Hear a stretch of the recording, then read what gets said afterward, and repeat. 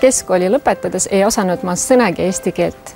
Pisikeses Kohtla-Järve linnaosas, kus kasvasin, ei olnud seda lihtsalt kuskilt kuuldagi. Asusin õppima ajakirjandust.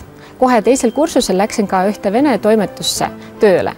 Ja siis saabus see hetk, kus pidin otsustama, kas ma üritan edasi ka vaid vene keelega hakkama saama või ikkagi lähen ja õpin eesti keelega selgeks.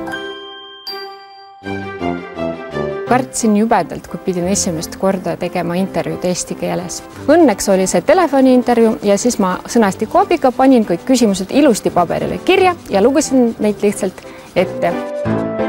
Nii minu eesti keel kui ka minu karjäär hakkasid päris kiiresti edenema ja nüüd töötan suures edukas Eesti kommunikatsioonibüroos, nõustan suuri ettevõtteid.